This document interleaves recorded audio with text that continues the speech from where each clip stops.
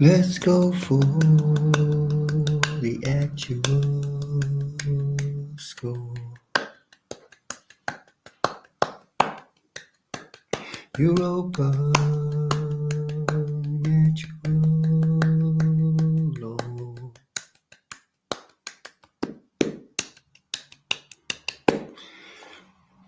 Greetings, humanity, and welcome to Europa Natural Law. It's very hot in this room, and I can't really open the windows because the traffic would probably be too noisy. So I'm might be a bit slower witted than otherwise.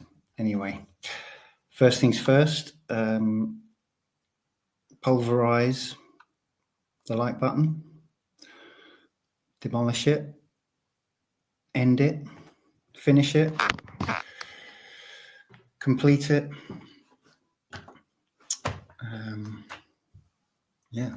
Hit it and quit it, etc. Do all that stuff, and then subscribe and like, share, all of that stuff. Okay, so subject for today is good faith communications, which covers a huge range, and I'm also going to pick up on some things that I talked about last week and then ended up dropping. But this is an open format show, hence I am posting the link now for you to come onto the show if you want to. Okay. So this, big subjects. I think they're great subjects. I wanted to kind of say, just to sort of restate that the reason I'm talking about that there is method in my madness, right? I'm not, like I did say last week, I'm not into gossip and that sort of thing. But I think valuable lessons can be learned by seeing what is directly in front of us, engaging with it. Learning the actual lessons of our actual lives, which, for good and ill, are spread out on these kind of internet connections we have. So the natural law movement, the natural law community, whatever it is this diaspora that's very, very spread out. It's not really it's missing a huge chunk of what it is to be connected with other human beings, and that's kind of part of this sort of meditation, general kind of thought process that I've been going through around communities such as a Telegram group, communities such as people doing a show, whatever it is, doing any kind of project, is like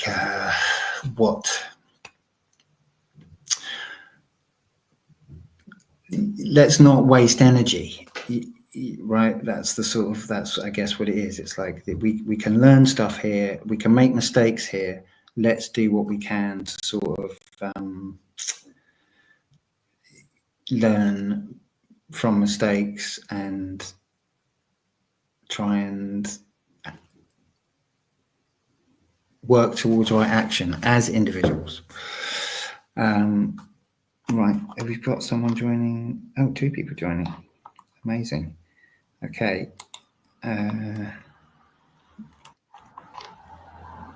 Hey. This should work. We've got Chris Nelson, hello, and we've got these guys, Jeffrey and Ali. Backstage, cool. Hello. How's it going, Nemo? Yeah, good, thank you. Turn that down a bit. Great. Great show last week. Thank you. Hi, Chris. Hey. Hey. So I thought I could start with a little bit about, there's a couple of things I wanted to just kind of do, which is like housekeeping, I guess. Not exactly housekeeping. One is kind of setting the stage, which is this, I'll put this guy up, the thumbnail guy. because I wanted to sort of what I've been thinking about communication, because of the things that I'm hearing people say.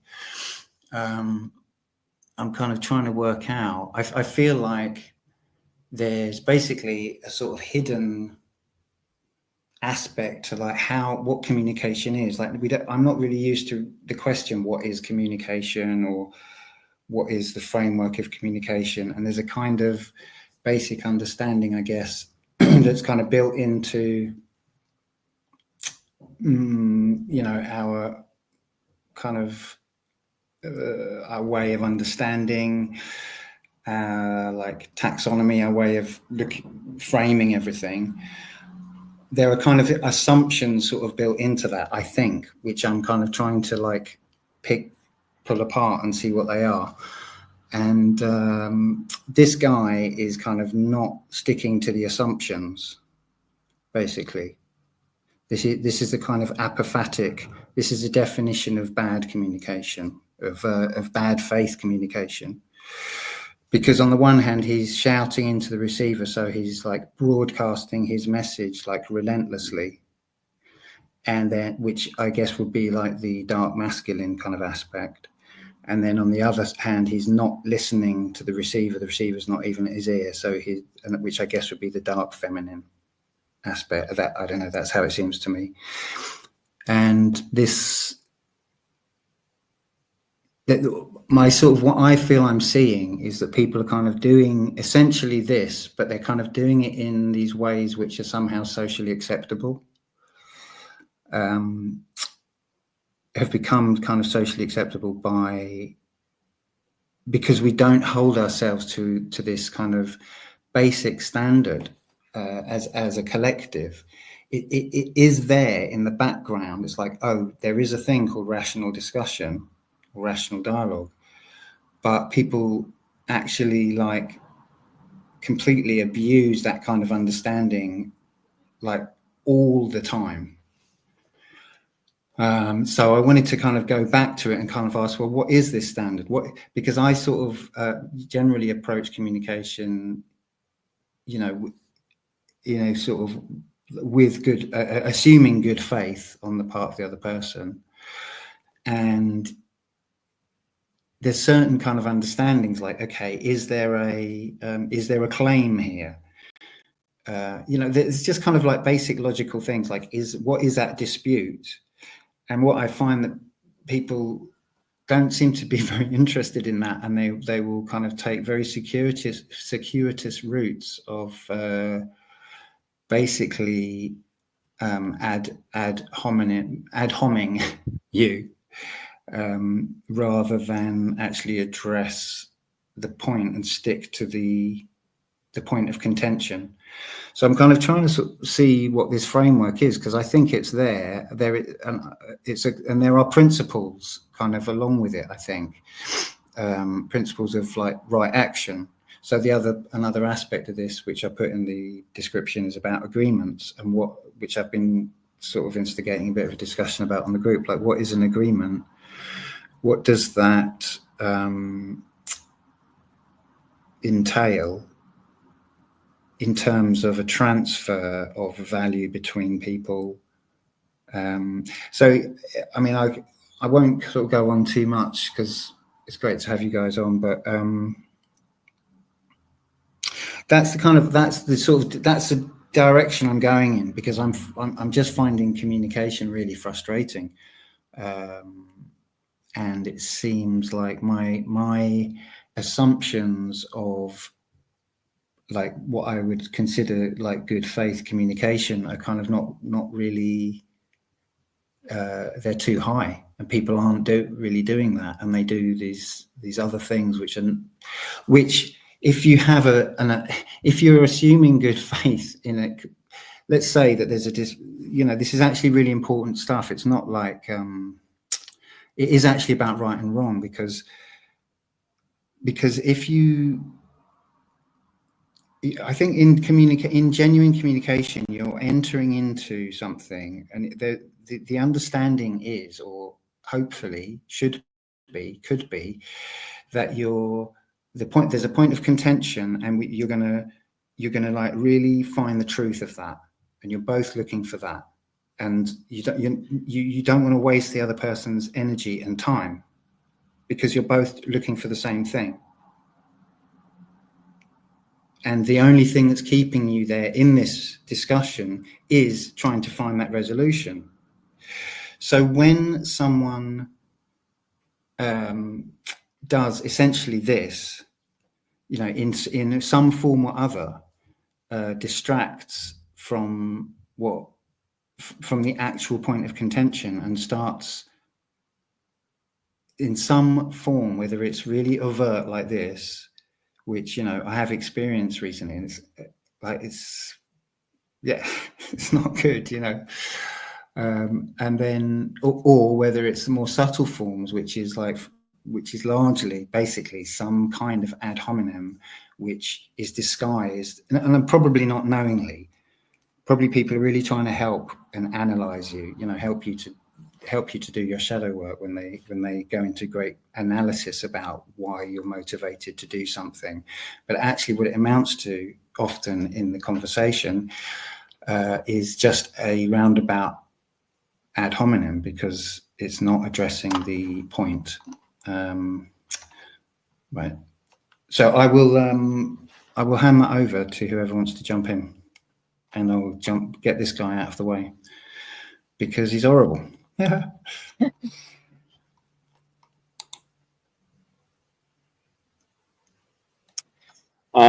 So someone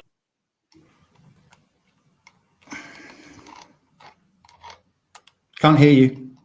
You can't hear me. Oh. Let me see. I can hear you now. Oh, okay. Right now? Yeah. Okay, cool. So being someone who often does formal debates online, this is a huge topic, because I feel like it's almost like the government and our handlers or whoever, the powers that be, don't want us resolving conflicts on our own, it seems like.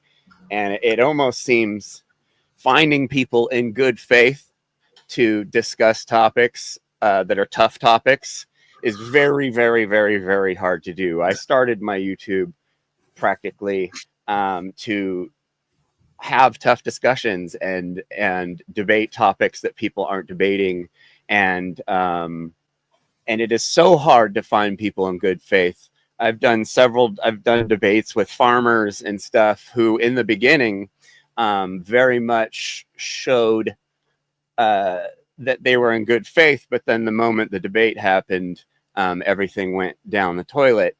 I mean, I feel like almost one of the main goals of my podcast is to get people to talk about tough subjects, and it's just it's pretty hard to do.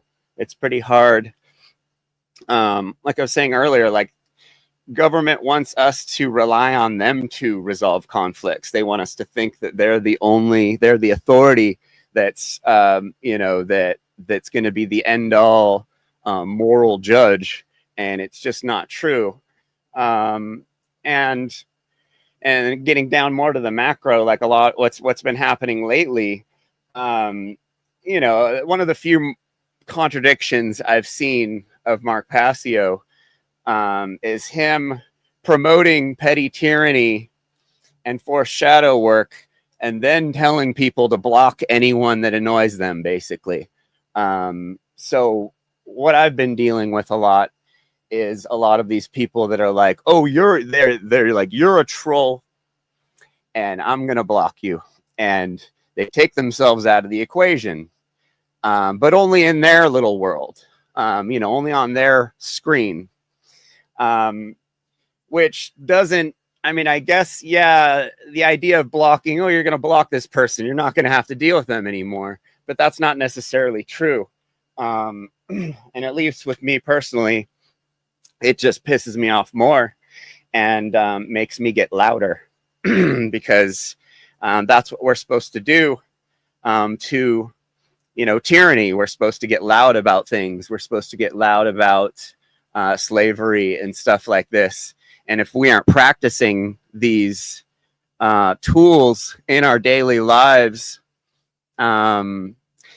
you're only half as good as your last day training. So it's like, it's going to be tough to react in the correct way when something serious happens if you're not training this tool. And yeah, I think that's all for now. I just brought up just a definition of good faith, just to be clear on what we're talking about. So it's now good, honest intentions, even if producing unfortunate results.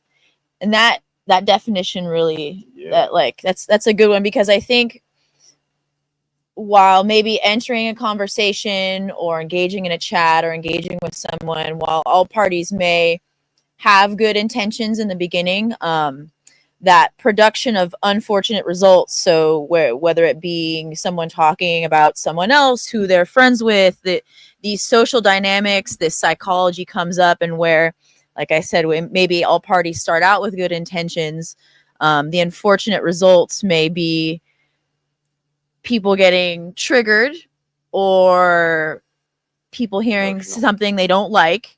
And again, I'm not just outward pointing. I mean, we all have to deal with that in communication, right? That's kind of the goal of us studying natural law and psychology, the trivium, all of that is to sort of train ourselves to stay in that good faith, because I think I see that happen a lot as well, to where, like I said, the parties entering in the conversation have good faith, perhaps, but then that sort of crumbles away. But yeah, so I like that definition. Wanted to share it. Yeah, thanks. Chris, I can say a few words related to what Jeffrey said. So, is going off of what Passio has talked about, right? He's like, so he has a show, and people pay attention to it, and he's yelling, like, not exactly like that image, but he's like embodying that persona, like communicating but yelling through it. So that can work and it can not work. And different types of people it can work for, and different types of people it won't work for. The people it won't work for will not listen to you. The people who will work for, it will be like a kick in the ass or lighting a fire under their ass to get them to move. And it's not simply the yelling, it's the message within the yelling that is going to be the motivator. It's not just you're a worthless piece of shit, with no context. It's because, well, you're not doing the things that are required in order to fulfill the goal that you say you want. So this is all about creating true freedom and the failure of achieving that goal. So within the context of that goal and the petty tyranny and the forced shadow work, as that's what Passio engaged in on his show, so people were paying attention to it. They tune into the show and they're like, oh, you're going to tune into me? Well, here, I'm going to tell you shit that you don't want to hear about yourself. So why you're not doing the great work, how you're failing, how that makes you in self-loathing and self-hate. You don't have enough self-care. And then he would just insult them and do ad hominems to try to, for those who can take it, to shake them out of their complacency and their calcified ego in order to get them to,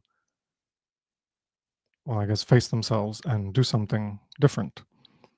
And like I said, that's not going to work for everybody.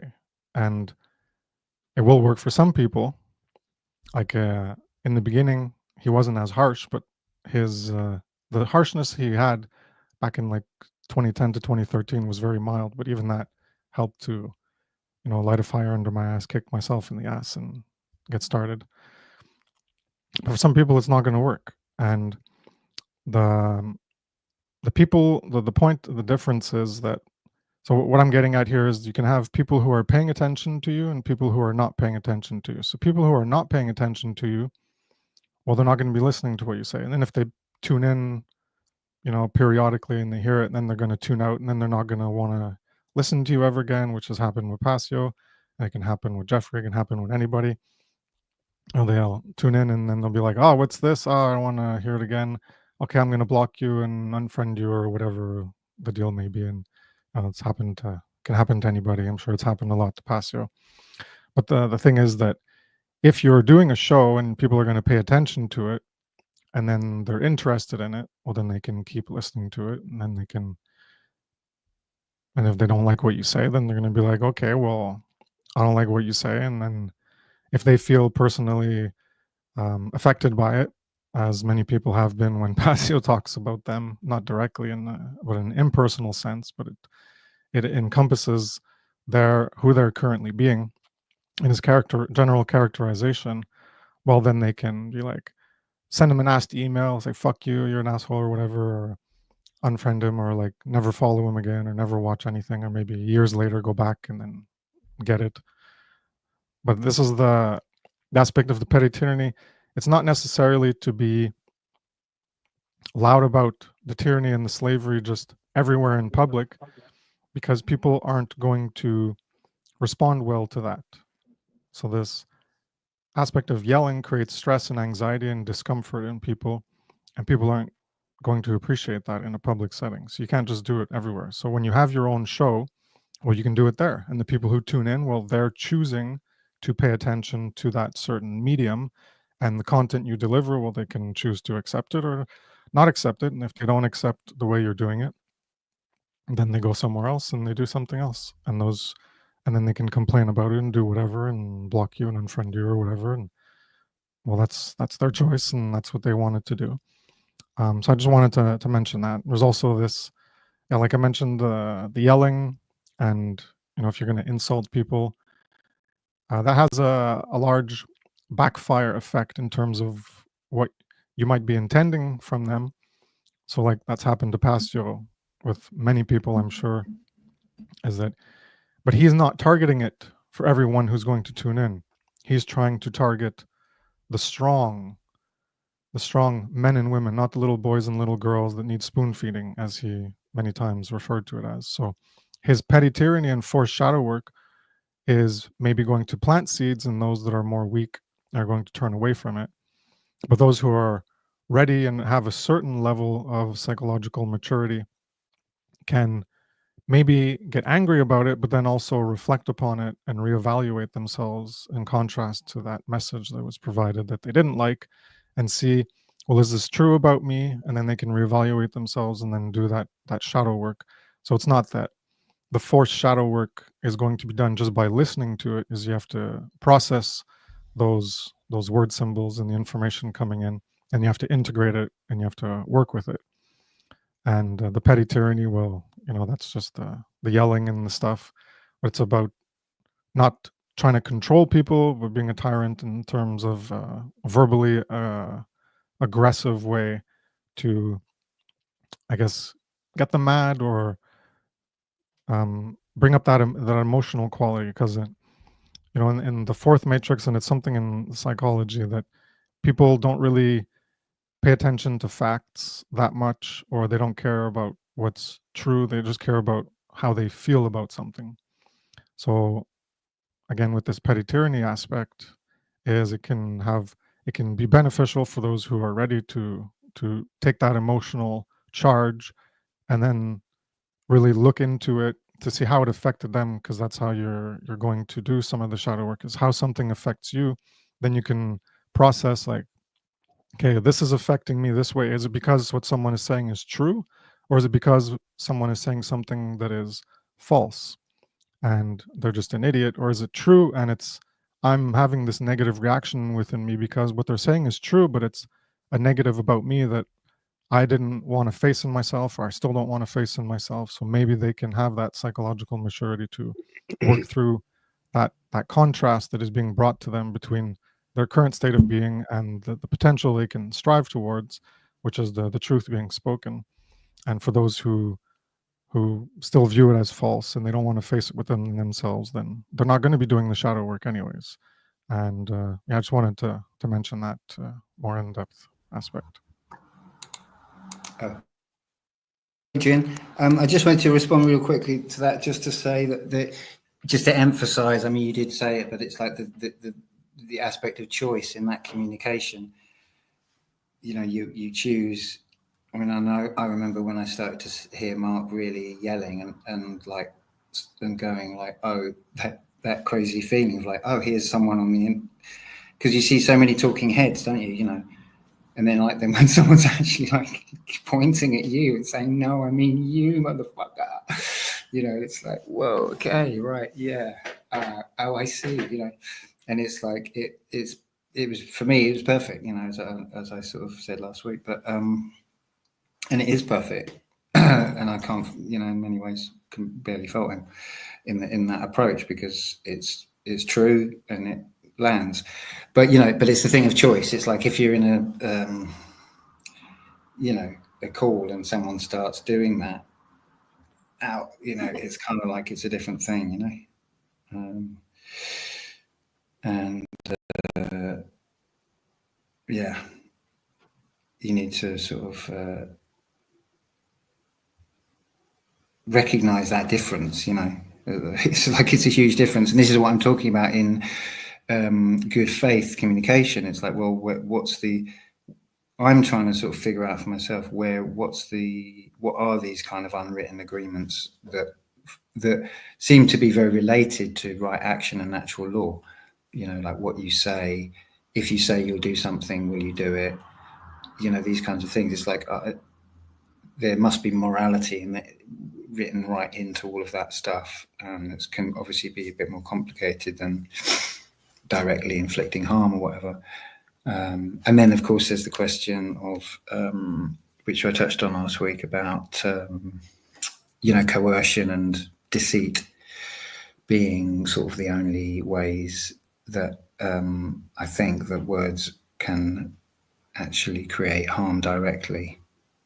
And actually, it was this other way that I thought is a potential, which is basically not letting the other person speak, like just creating a wall of noise so that there is no communication. It's not exactly using language, but it is another way that noise can be. This is a physical way of stop barring communication, and it's yeah, it's really horrible to be have that inflicted on you. Right. So, hey, Adrian, how you doing? Hey, I'm doing good. I'm just trying to understand the concept here that we're talking about, good faith dialogue.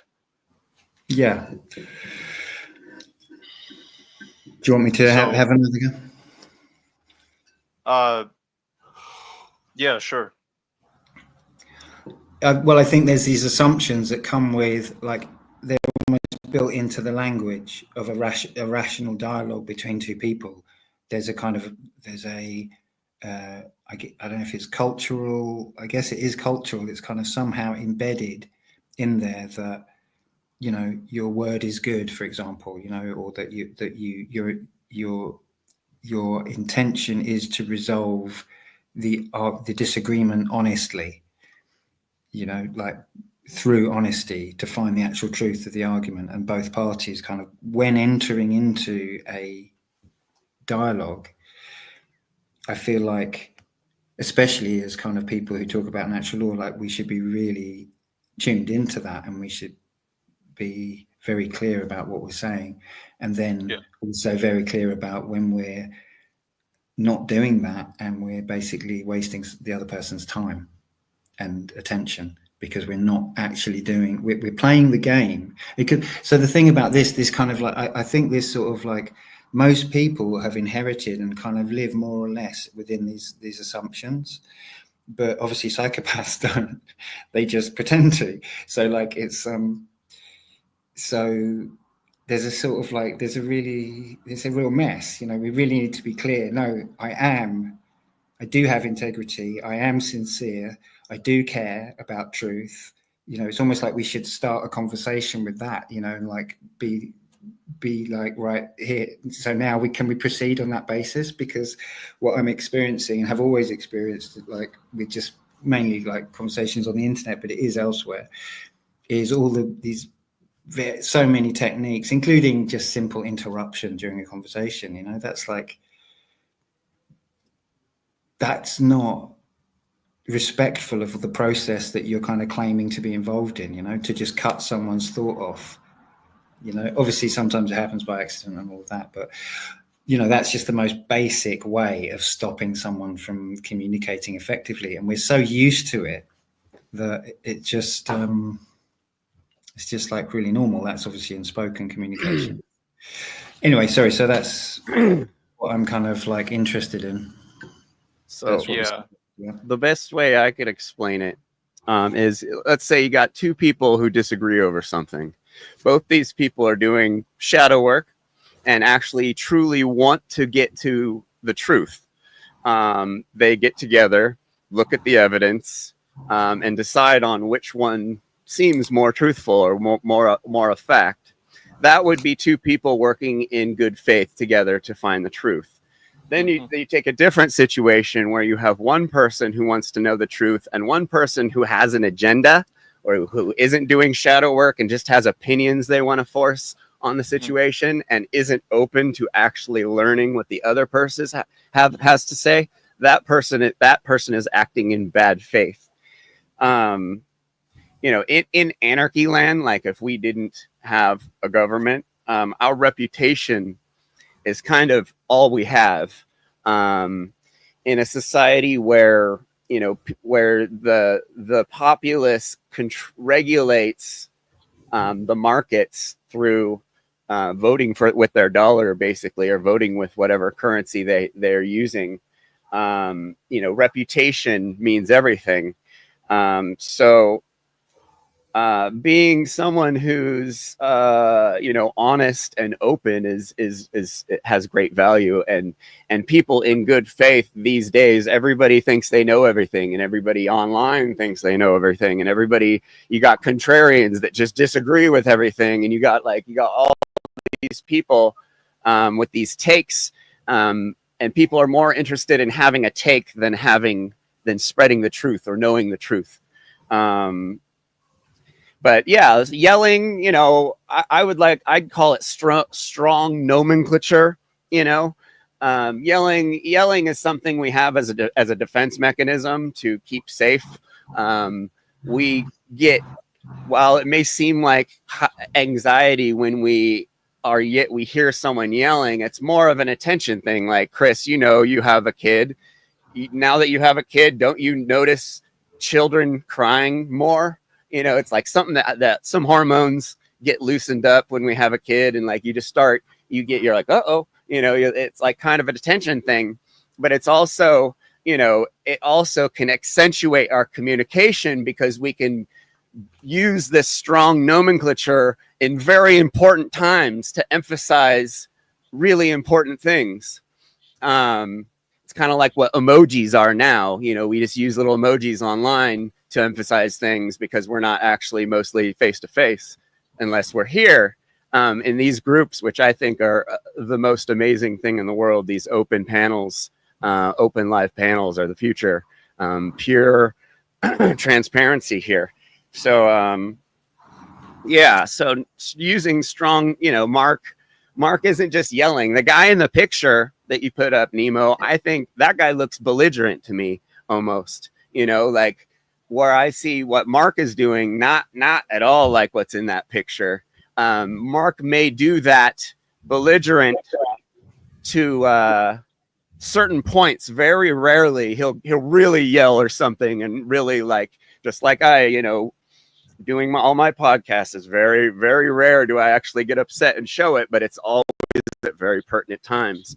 So having that balance of, you know, not just screaming and yelling all the time, you know, nobody's going to understand when something, you know, it's like the boy who cried wolf. You know, if you're screaming and yelling all the time, there has to be balance to it, and using strong communication at times is very valuable as a communication tool.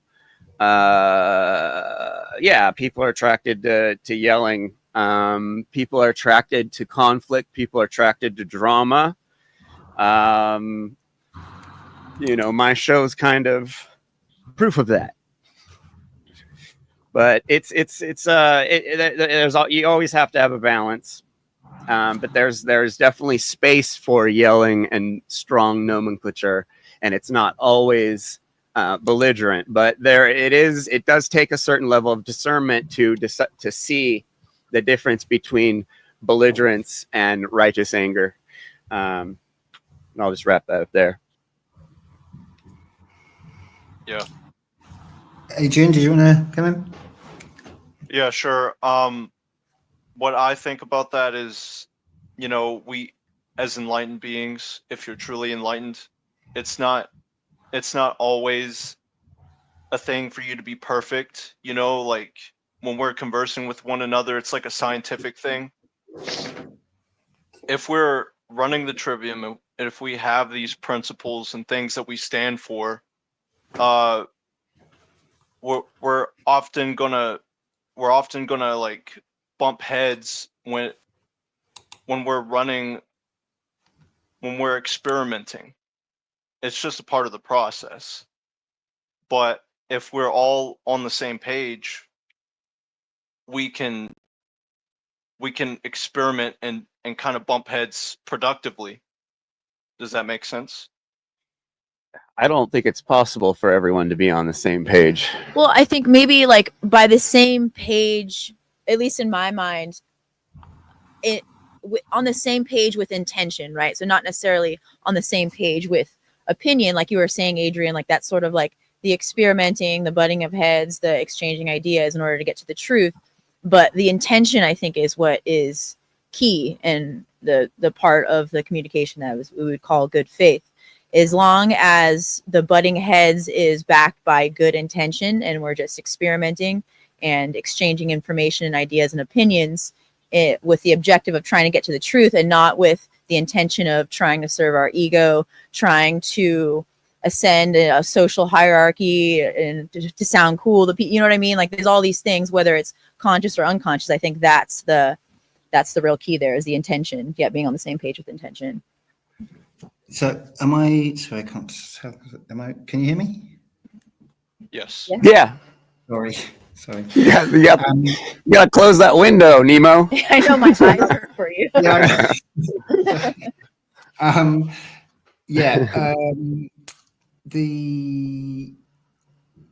Yes, because I hear people saying kind of things about, and I talked a bit last week about community and like my experience in real life communities and stuff. I think that people have a really optimistic view of where we're at. The fact is, we're not that good. We're not actually really ready for community. That's the reality. I think that's just the reality. Even online community, it's like, and I'm not saying we shouldn't try. I'm just saying that, like, for the most part, it's kind of like, it's all kind of baby steps, and we're all just stepping on each other's trauma and getting confused and hopefully learning. But this like whatever it is, movement, community, whatever, is very young still. And like I kind of wanted to emphasize, like, the reason I wanted to talk about this process of even talking about the group and whatever is because this is something that people, we need something. I feel that I need to have some connection with people, because there's no one around here that I really can talk to about this stuff.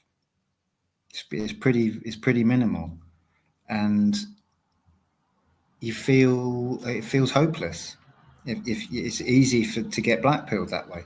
So I think we do need to kind of reach out, but I think we also need to have a realistic expectation that, we can't even smell each other. It's like we're lacking like such basic aspects of what being in community is. Yeah. And we sort of go, oh, we know each other, oh, we're friends, sort of thing. And you go through these kinds of processes with people as if it's a friendship, and really it's very minimal, and we're all messed up, and we're just going through normal things that happen in community, which is basically, it's a mess, and that's fine. Yep. Yeah, in a community, community is big distraction, because people think it's a little bit more important than it is. Well, sure, great. You know, finding your people is always something you should be doing in life. But needing a community to achieve or align with natural law, or the community being extremely important to the spreading of morality, it's just not true. And what I've noticed, just like Nemo's been talking about all month, every community I've gotten in had the same problems. Everyone's egos clash, especially when you're a part of communities that are intellectual communities. It's even worse. Once you start a group, you have to start compromising your authenticity, because we're not all able to get on the same. I mean, we see it. We're seeing it. We've seen it all year with me, Nemo's show, and my show. We've seen that there's no way of getting everyone on the same path. We got, people. We got Thalamites running around in our circles, moral relativists, and everyone thinks it's great. But yeah, the community's not necessary. It takes a lot of shadow work to figure that out and to get to that place with yourself. And, to not just want to be friends with everyone and be accepted by everyone and just share this mediocre message that's been diluted because the community, communities aren't authentic individuals. Yeah. It's okay if I add something. I think the idea of a community being a group of people who don't have any conflict is also sort of a misunderstanding. While of course, like, we all want to enjoy having friends and all agree, like, and having a good time and not having conflict, like, of course that's I think, Nemo, you touched on this on the last episode. That's sort of the main, whether it be goal or the main hurdle for a community to get over and get through. And what constitutes a community is a group of people who can they can go through conflict and can work through conflict. I was recently reading a book by M. Scott Peck. What is it? It's called The Different Drum: Community Making and Peace. And so he spoke about he'd run these seminars, right? And so whether it be for like people in like a corporate setting, it was like team building and community building. And so he wrote about observing this phenomena called the pseudo community. And he said it would happen over and over and over. And what's interesting thing is that he said that he observed it happening more often in groups of people who are like higher intellect, more intellectual, like in a corporate setting, like people who are working for tech companies or whatever, people who fancy themselves being of a little bit more intelligent. But this phenomena of the pseudo community would form quicker with these groups of people. So just to read an excerpt. So the pseudo community, this is a stage where people pretend to have a balanced and open friendship with one another and cover up their differences by acting as if the differences do not exist. Pretending differences don't exist and pseudo community can never directly lead to true community. So the goal is to maintain open communication and a commitment to celebrating diversity so people can spend as little time as possible in this pretend stage of community. So chaos. When pseudo community fails to work, the members start falling upon each other, giving vent to their mutual disagreements and differences. This is a period of chaos. It is a time when people in the community realize that differences cannot be simply ignored. Chaos looks counterproductive, but it is the first genuine step towards true community building. And so then there's a stage of emptiness. After this chaos comes emptiness. At this stage, the people learn to empty themselves of those ego-related factors that are preventing their entry into true community. Emptiness is a tough step because it involves the death of a part of the individual, the ego. But Peck argues this death paves the way for the birth of a new creature, the true community, which, having worked through emptiness, the people in the community are in complete empathy with one another. There's a great level of understanding. People are able to relate to each other's feelings. Discussions, even when heated, never get sour, and motives are not questioned. Now, the whole idea of understanding and embracing people for their differences, what the key part of that again is the good faith, is the intention. Because looking at it objectively, right, there's people, someone can have an opinion and it can be objectively wrong, and it can hurt their feelings when people speak up and say, hey, this is wrong. But the whole point, we can reach the true community. I say we, but a true community can be reached when there is the good faith factor, essentially. I mean, that's what I'm getting from that. But yeah, very interesting book. That's really like on the subject as well. It's brilliant. Yeah. Great. Yeah, thought so. Very. Yeah, it's the only part I would sort of question is where he talks about the death of the ego, because maybe you'd agree that I don't see that as a goal for myself. Nope. Yeah. I would call it more of like control of the ego. Again, the shadow work, the understanding of the ego, seeing it, being able to sort of see when it's kind of out of control. But yeah, totally agree with you. Yeah. Definitely can't align yourself with natural law without ego. Not going to stick up for yourself. Yeah. Yeah, one way I would rephrase how most people view the term ego death is a de-identification with yourself. So I've termed it objective morality in some of my earlier work.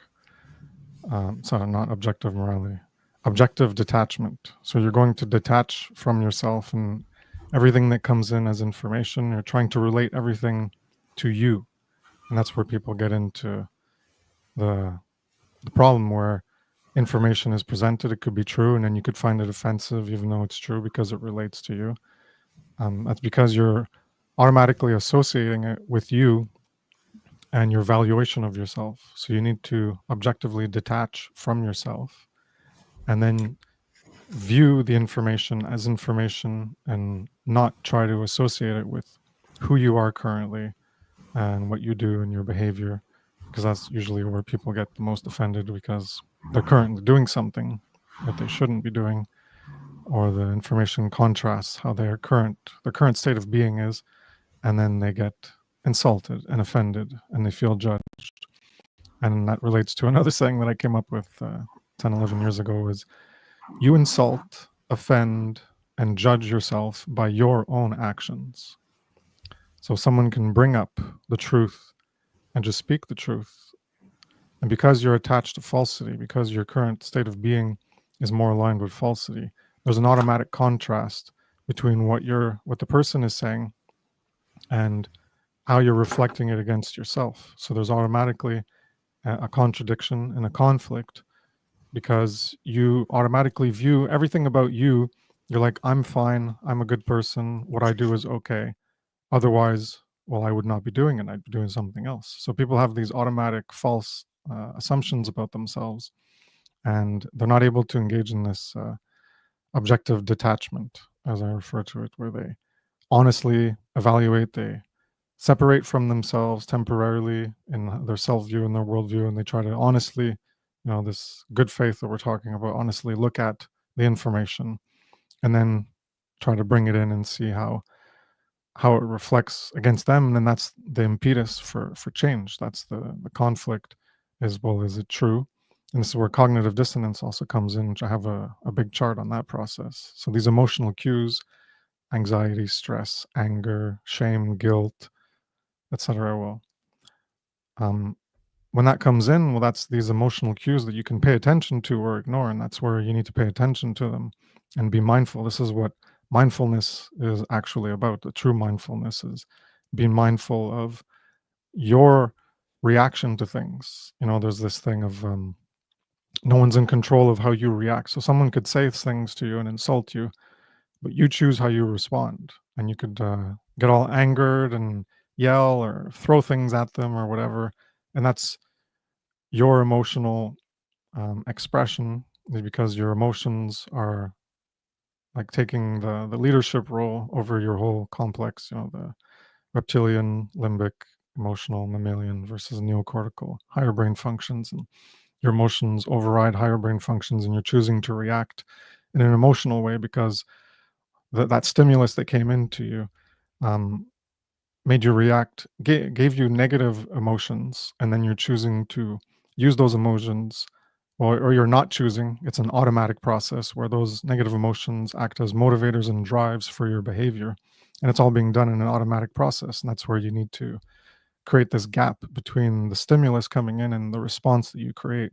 Not an immediate stimulus coming in, information, whatever happens comes in, and you immediately respond. Take a gap, put a gap, separate them, take some time, be mindful and reflect upon it, and then choose how to best respond to that information coming in. That involves, maybe suspension of categorizing it as either true or false, and then you're going to take some time to evaluate it and see if it's true, and suspend a judgment about its veracity.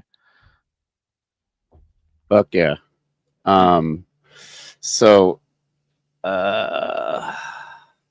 if you get offended, that should be like a trigger for personal shadow work. Like if you get offended, you should immediately stop and be like, whoa, why am I feeling like this? And being like, okay, is this rooted in something that I actually believe in, or is this rooted in something that's been pushed on me? And that's waking up. That's that's shadow work, as Mark explains it. That's unlearning all the brainwashing. Our handlers have had bajillions of dollars and hundreds of years to get ahead of us in brainwashing us. So it takes a lot to unlearn that stuff. And getting offended is like the perfect, like if you're looking for like a practical like exercise to do shadow work, like if you ever get offended by anything, just stop, don't react. Your reaction should be to be like, question yourself. That's kind of what's been that's kind of what's missing, is the personal accountability. Everyone just thinks something and reacts in the laziest way, basically, not even checking in with themselves if that's actually what they actually believe. Our society is full of these people. They're all the voters, they're all the people that believe in the two-party paradigm, that all the people that believe we need a government and that we need to pay our taxes so that the government can do all the great stuff. Sorry, Ali, were you going to speak? Yeah, I just want to throw in, I think it's important to differentiate too, because I think especially in the natural law community, it's easy to sort of get mixed up. It's important to differentiate between the righteous anger and controlling and observing ourselves, like Jeffrey was saying, when we get offended. And Chris, kind of think like what you were mentioning, like the viewing it's that objective detachment to where we're using our feelings and emotions that come up. They're tools, right? So whether it's, okay, this is happening, I'm seeing this injustice, this immoral behavior happening, and anger is rising, that can be used to inform us, hey, we need to speak out. Or I have this anger rising because someone said something that makes me really mad about, something about myself that I don't want to face. It's very important to differentiate between those two and just sort of better apply our emotions and use our emotions as tools, and sort of, because it's very easy to get, especially with emotions, to get kind of mixed up and labeling anger as being righteous, again, because we're all students of natural law. Many of us are very influenced by Mark Passio. It's easy to get caught up in emotion, basically, is what I'll say. And so it's important to be very discerning. That's the word I was looking for, discerning with those emotions that come up. Yeah, especially in the heat of the moment, whenever you're faced with adversity. That's what it means the most. Yeah, and you're just trying, and you're just doing your best to understand things by running the trivium process and generating the quadrivium, and just, you know, spreading whatever knowledge you have come to actually know. I'm 22 years old. I'm young. I I need to listen, you know? I know, I'm aware that a lot of people know a lot more than me, and I may have ideas of like techniques and like ways of conversing with people, but if they don't actually work when applied, then what does that say about my my ideas? Right, that's Word. interesting. Well, it's all about. I mean, but I think in this, you know, and hopefully we'll kind of go a bit more in this direction with the channel. But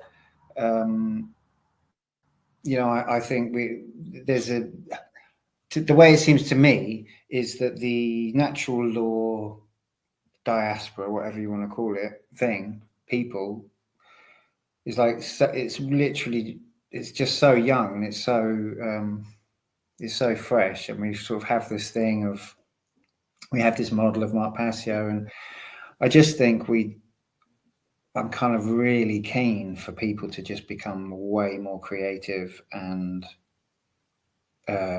diverse in the way that they express this stuff, you know, like from comedy to whatever, like all of the different ways. I just think that's got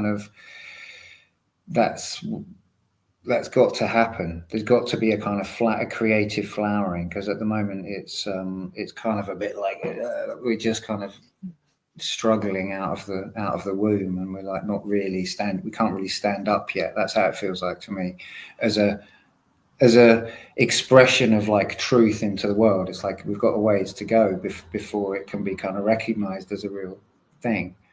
And obviously that's an individual thing. I'm really, like I said last week, this idea of a movement, I'm kind of like really resistant to, because I just don't want to be part of it. Basically, I don't. When people start talking about a movement, it just brings in a whole other level of psychology, crowd psychology, that everyone is used to, you know, whether it's I'm trying to think of like whatever, the Barack Obama thing, you know, there's always hope, or I don't know, or Tony Blair, you know, Hope and change. Hopium. Change, you know, go for change, you know, make America great, whatever it is. This is these kinds of things. Anyway, sorry, I'm totally rambling, but I did want to say something responding to Chris, what Chris was saying. If I can get back to it, Remember, it's about narcissism. So I think my understanding of narcissism, and this might be, I know it's not like way off, but it may be like disputed. It may be different kind of different interpretations of kind of what narcissism is. But this is one that I kind of understand. Sort of, if you want like a pure expression or a textbook expression of narcissism, as I understand it, would be that it's someone whose sense of self is so kind of damaged and absent that they create a sense of self out of a kind of facade of behavior. So actually, people have quite a wrong idea about narcissists, that they're going to be like kind of like taking up space or whatever. But actually, narcissists can be like very like helpful, for instance. You know, that because they define themselves through that behavior. So I'm someone who is helpful. That is me. You know. So I just wanted to kind of put that in there. I don't know how directly it related to what Chris was saying, but there's something there. You know, there is this kind of this idea that we've become a narcissistic world in some sense, and I think it's worth considering that. You know, whether on a personal level, in our interactions or whatever, that The dark triad. Yeah, that people are kind of operating without that. there's kind of like some spiritual thing going on, which is hollowing people out a bit, you know, in a general sense, and kind of so people are tending to lean more into, you know, how they look on Instagram, or how many likes they get, blah blah blah. Or to take it to the extreme example, but it's not just that. It's kind of like this kind of the sense of the self. It's like this kind of disembodied ego, where the ego kind of identifies itself not here, not in the heart, not in the reality of the experience and the choice, but more in terms of what comes back from the world as a reflection. Mm-hmm. Yeah.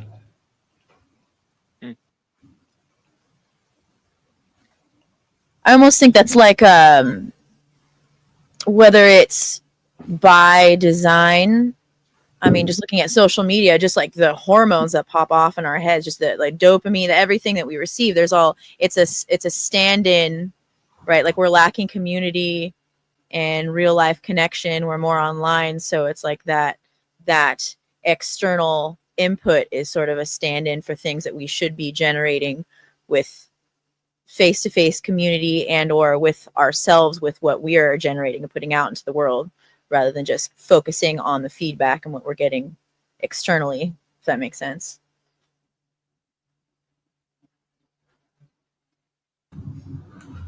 Yeah. Yeah. It's all about psychology.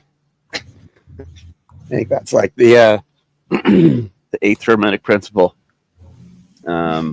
If you can learn all this occult stuff, but if you don't, look at it from a psychological point of view and look at yourself internally, and because it all has to do with what's going on up here and inside of us, it really, like mentalism.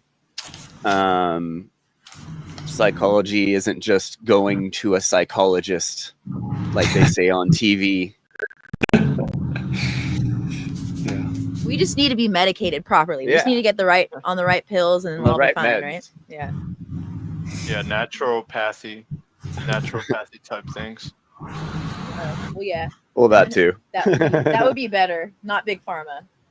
She was joking. Sorry. All right. Yeah. So just looking at some of my notes, relating back to what you were saying earlier, Ali, society doesn't prepare us to invite and receive criticism. Yeah. Basically. So when I think it's worth repeating that, there is a sort of process, predictable kind of process, which obviously Scott Peck is like looking into in that book. There are these patterns of processes of how communities form, and they're recognizable, they're patterns. And so what's happened with the Telegram group, the European Natural Law kind of group, is this pattern in a way. It's like there's the first bit where everyone kind of comes in, and it's like, we're party. We're all cozy, and we all like each other, and there's no problems. And then a problem happens from somehow, and everyone throws the toys out of the pram. Is it or not? And that's a total exaggeration, because only a few people have done that.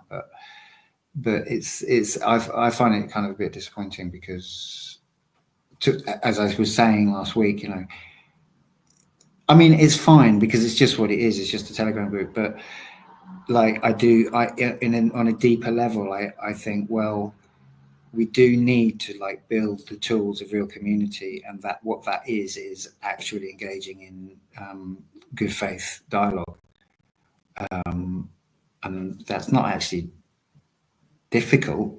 It just might require you to do some shadow work, but I mean, it's just words, and it's just saying the relevant thing. It doesn't have to be that painful, but it might be for you, and I can't really tell you how painful it is for you, because obviously we're all in a different place, and we don't know each other's triggers, we don't know each other's traumas, and all of that kind of stuff. But I just kind of like wanting to sort of notice those patterns and go, well, this is normal. It's absolutely normal for a community to have stuff come up, and it's And I want to push back a little bit at some things that have been said to me, and say that I'm deliberately wanting a space where conversation happens, and that I don't think I should be really blamed for that, which I kind of have been a little bit. So, It's all your fault, Nemo. It's all your fault. It's all my fault. I barely did a thing, did anything. Anyway. But yeah, it's tough. Yeah. Sorry, just to add real quick, like it's tough, and I've been there too. Not like running my own group, but just it's like we should. I say we, but like this students of natural law.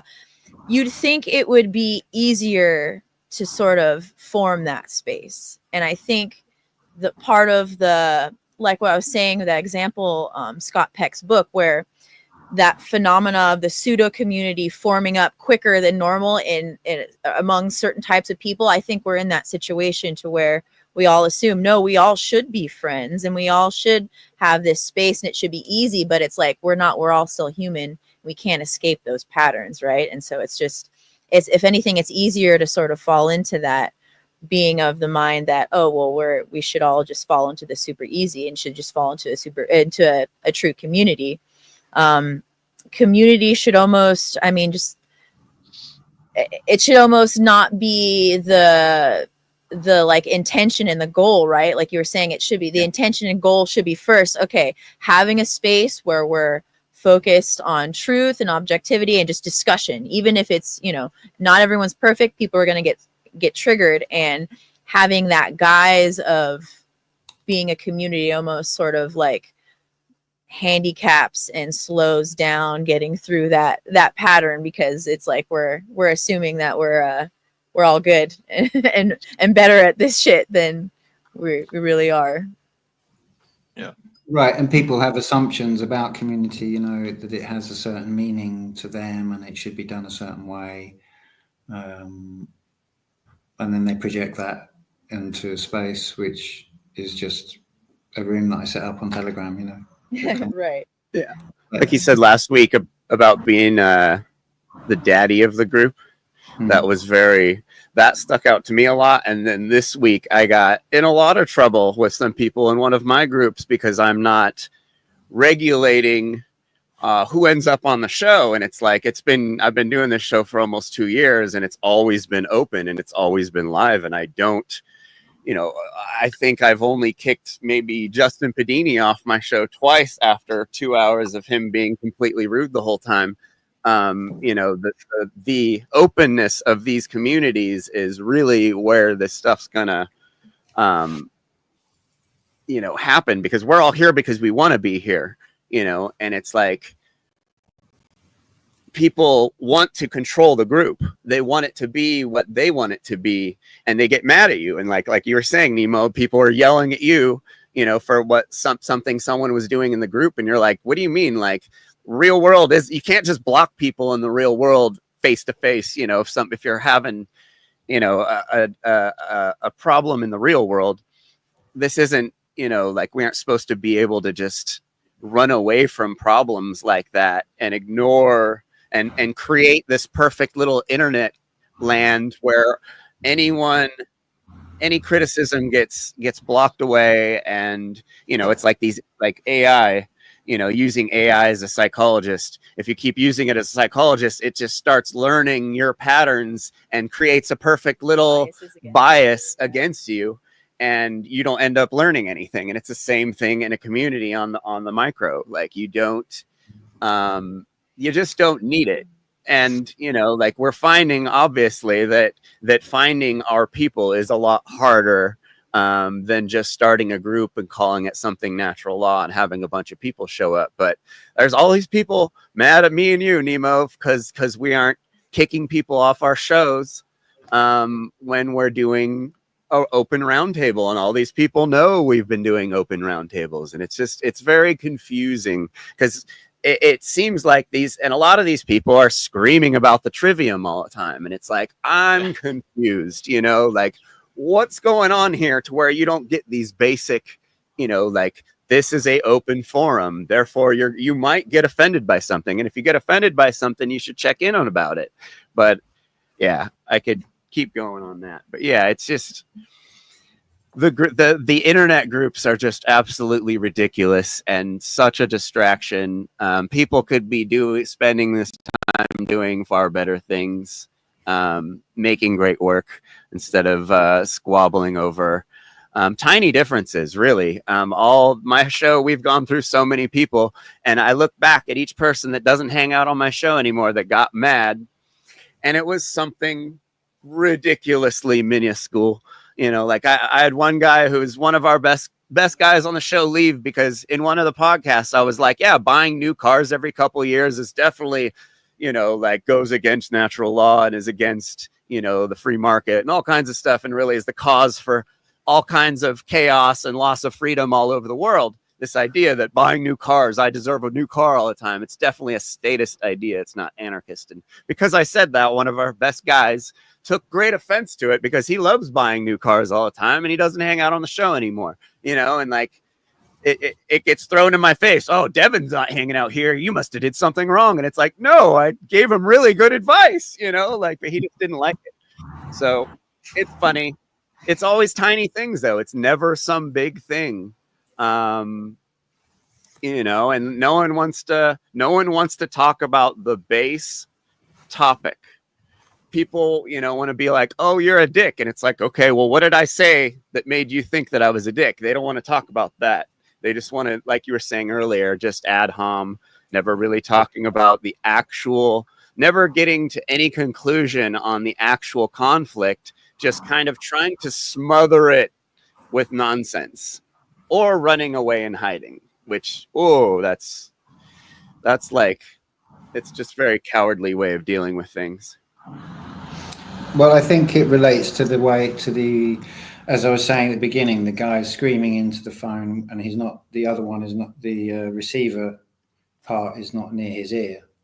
You know, he's like, he's given up on that. And so I think that would be the dark feminine aspect of whatever that communication thing is like shutting down and going. And of course, that's what like leaving a group kind of is. That it's like and you know what was strange that I noticed with the stuff recently on the group, you know, and this was kind of disappointing, is that people were very not communicative with me, really. It was like a very like unspoken thing that happened, is that like quite a lot of people who'd been around for quite a while like left. They didn't kind of say, it wasn't like, no one said, I'm going to leave if something doesn't change or whatever. There was very little like that. It was like, oh, you've just gone, you know. It was kind of strange. It was not like a proactive way of engaging with the group. It was so I feel like there's a kind of these patterns, because obviously you're saying it's conditioning, but it's all you know, deliberate conditioning, but then also there's these kind of social patterns which are almost seem inbuilt into the human character, you know, like gossip and kind of herd mentality of like being in or being out, and you know, whatever that thing is of like fucking a hanging, you know, like get the bastard, you know, like that's a real thing that's happened, obviously, that's kind of deep in our DNA of like fucking, you know, and I'm not say that in a negative way. I mean, it's a total tangent, but it's kind of like, I think historically, you know, humanity must have like strung up collectively like a lot of people, and I'm not going to say they didn't deserve it, because maybe they did. I just don't know. You know, I think it's, what I mean is, it's something that's in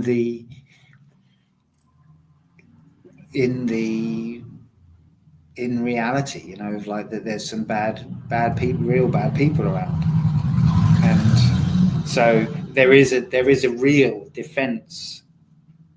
There is a time that it is genuinely time to defend the tribe, you know.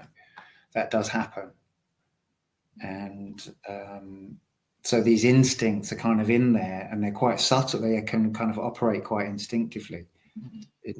for people, I think. And Yeah, so people are. I was just Sorry. going to say they're just acting, as I was suggesting last week, in more in an animalistic way than in considered it, or than in an aligned way. Yeah, it's tapping into your adrenals over something someone said in a chat room. Like we're supposed to be tapping into our adrenals when getting chased by a lion out in the. I mean, we're not. This is actually totally fallacious, but we have adrenals to react from death and danger and stuff. And these days, because of the lives we live and what we've been born into, we get brainwashed since birth to get wound up over things we aren't needing to get wound up over, or we're supposed to be expressing ourselves in some way to get rid of that energy in us every once in a while, and it's never happening in our lives now. So we road rage, we flip out over people, we rage quit on communities that we actually want to be a part of, or chat rooms or whatever, it's pretty wild, but it's definitely like some weird innate stuff that's in us that isn't like things aren't lining up correctly inside of us because of who knows how much conditioning or just trauma. Yeah, trauma buttons. People are sensitive these days, and some people are actually grizzled veterans, and it's kind of weird because like depending on you as a person, how much you worked on yourself, you can kind of maneuver in these situations in a way that can actually be productive, or you can like give in to these things that just come up naturally, or like when somebody like presses you or says something offensive, you just, I don't know. And It's like giving into impulses. It's like an impulse versus like actually thinking. Emotional reaction. Yeah. And that shadow work material, that's for sure. Like y'all were saying, it when you get offended by things, that's a lead. Yeah. I wanted to add, we're talking about community. So I'm pretty sure the etymology of that is calm, together, and unity, which are, I guess, redundant, because if you're together, well, that's what a unity is you're together. So anyways, they made that word together, unity, but it would be unity. I like angry isolation. Just kidding. I guess maybe it's to distinguish it from unity within yourself. You could be united in different ways. So that's united with other people as opposed to other types of unity. And, we're talking about true community, and that's a hard thing to come by. It takes a lot of work because each individual has to have done the work. And unless they have, then you're not going to have that true community. You're not going to have that true unity. So I think it's, we have to be realistic about goals of uniting with people, because we're talking about innate characteristics in people, and a lot of that comes from biases. So herd mentality, group conformity, groupthink. There's so many cognitive biases. The bandwagon effect, whatever's popular. There's so many that are interesting to look into, but we have this bias of we want to feel like we belong, that we're connected to other people, that other people like us. And there's nothing inherently wrong about that, but it can get you into trouble where your parents weren't there or whatever, they're working or they're neglectful, and then you join a gang, a violent gang, and then you feel like they're your brethren, they're your family, but they're not. It's all just the delusion that you create for yourself because of this need, this desire that you have at an innate level that you're not even aware of, so that you can't overcome it and override it with higher order thinking to recognize that programming, that drive that's driving you towards more negative pathways in your life. But when it comes to community and that desire, well, we have to recognize that it's a hard road to create that true community and that true unity. And you're only going to be able to do it with people who are not perfectly aligned with you, but who have more or less of the same internal work done and can reapply that in context of new situations coming about. And if they don't, and at first it seems good, but then as soon as you have a conflict, then that's where the cracks and the appearances show themselves as that's not the substance it was appearing to be. It's actually just an illusion. It's an appearance. It's a false appearance. Whereas you thought there was this substantive relationship, but as Passio mentions, a true relationship is based on a connection to truth. And then you have to ask yourself, well, how much are you aligned with truth and how much are they aligned with truth? How much are you aligned with moral truth, the most important kind of truth, and how much are they aligned with moral truth? So then we end up walking on different levels of alignment with moral truth, and you can only, maybe you discover that later in your relationship with the person that you're trying to form a relationship with and unite and cooperate in some task or endeavor in your lives together. So there's that aspect that we're trying to get to a true unity and a true community, but to get there's going to be compromise because we're all on different levels of this internal work and this self-knowledge. In our levels of self-knowledge, we're not going to all be the same. So we're not going to agree with everyone about everything. And some of the things can be trivial and some of them can be important things, such as things relating to morality. So if you're trying to work towards that, then you have to recognize that there's work that you're still going to probably have to do with yourself, or maybe in a certain situation with other people, it's always the other people because they haven't done the initial work that you've already done. So you're at a higher level of understanding and ability to reflect upon things and work through your shit. And so if you still want to go towards that goal with some people, then you're going to have to tolerate a certain level of shit and compromise at a certain level. Otherwise, then what you're expecting is that I'm at this level and I'm only going to unite with people at the same level as me. Well, how are you going to get other people at the same level of you if they aren't at the same level as you? So you have to compromise if you're trying to get them to your level, or else you're not going to interact with them at all. So there's always this level of compromise where it takes time for people to honestly face things. And that's what we've been talking a lot about.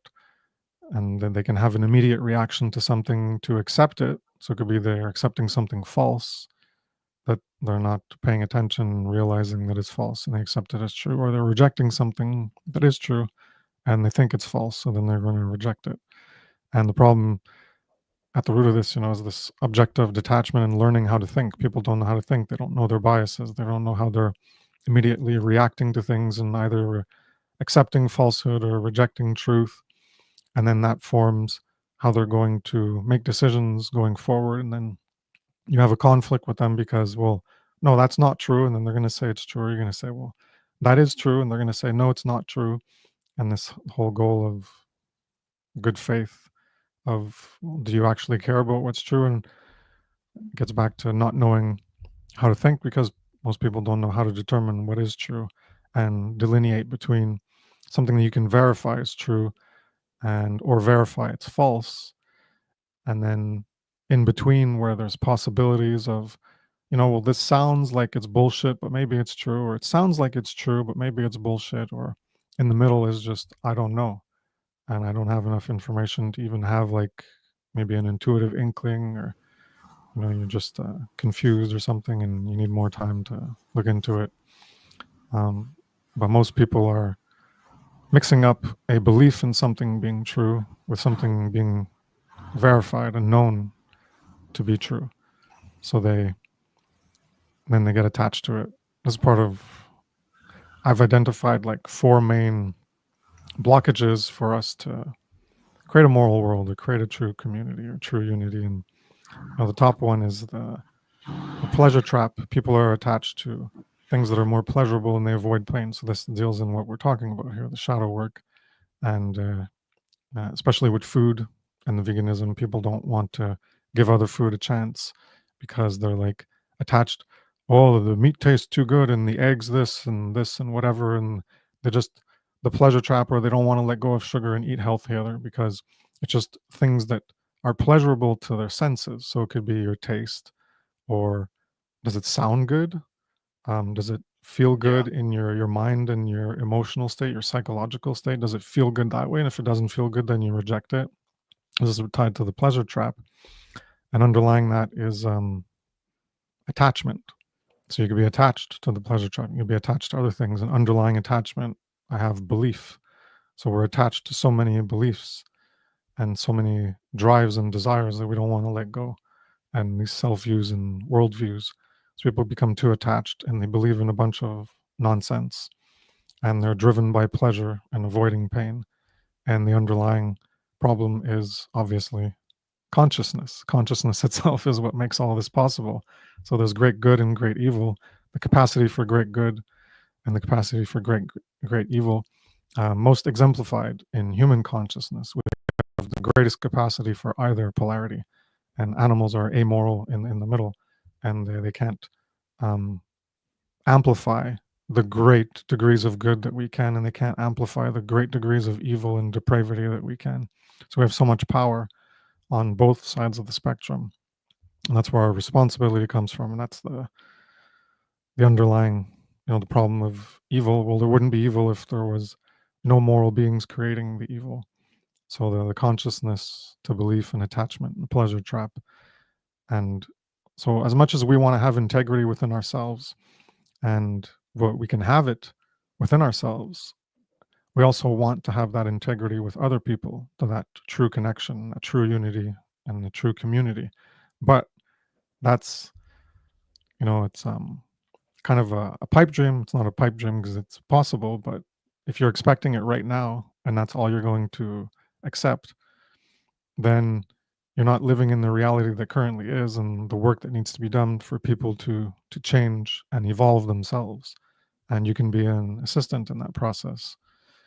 So you can have integrity with yourself, but other people won't have that level of integrity, and they're going to come at you with bullshit, and they're going to be attached to so many things and believe in so many things, and the work that they need to do on themselves is very big. And we're few and far between that have done a significant amount of work on ourselves in order to be able to engage in this good faith intention that even if we don't agree on something, as long as it's not morally divisive, then we can, perhaps continue to do whatever endeavor you're trying to do with someone in the real world. And then the online community, well, whatever, you can still interact with people. Even in real life, we have interactions with people all around us and all our commerce and everything.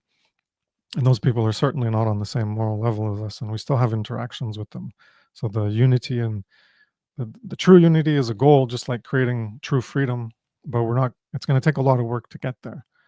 And, anyone, even with our good intentions, our good faith intentions, and we care about truth and we want to engage in, these laborious semantical arguments, semantical misunderstandings where someone says something and someone interprets it differently. And then you have to get back to the semantics of where was that divergent point where the misunderstanding developed, to then correct the understanding so you can both be operating on the same page of these descriptors, these words and these definitions that we use to relate to reality, to try to convey and share meanings through our communications and dialogue.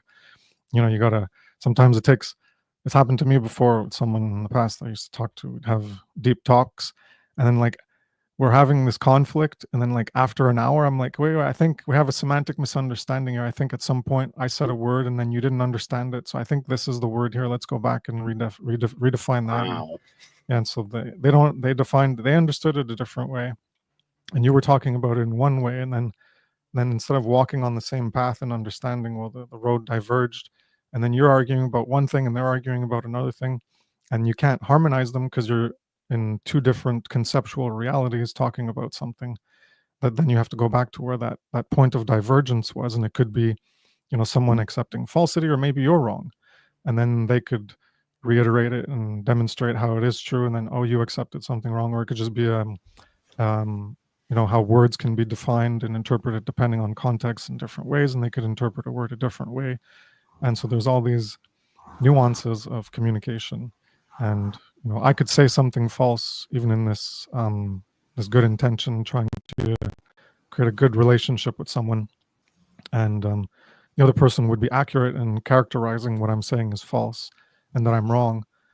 And that could make them mad, this whole righteous anger thing. But the way they choose to respond to it could be in anger and yelling, or they could choose to recognize that I'm wrong and I don't realize it, and be more gentle with the person who's wrong and doesn't realize it. So there's all these pathways that you can engage in. And I'm not saying one is more right than the other, but it depends on what your goal is in that relationship with another person. Are you trying to create more connection and go forward from there? So if it's not something that's truly grave and deserving of a righteous, angry, emotional outburst, then maybe you can take that gap between the stimulus and the response and reflect upon what they said and how to best engage in them further to show them that what they're saying is wrong, to get back on that mutual understanding page and move forward in your understanding together. And so sometimes people just say, oh, whatever, it's not a big deal, I'll just drop it. And sometimes it could be a big deal, and it's worth reevaluating and getting back on that same page with someone. And I think those are the relationships we strive for, because they're going to be more harmonious, less conflicting, even though there are going to be conflicts. You can't remove them, but the methodology being used in order to resolve those conflicts can differ in terms of being more level-headed, even-keeled, whatever, and trying to get someone to understand something that you can see that they fail to understand, so you can get back on that same page, versus immediately reacting in a negative emotional way and attacking them for something that they don't even realize that they're wrong about. So there's different approaches based on what your goal is in that relationship with someone else. Right. Sometimes they could be so delicate. You just gotta.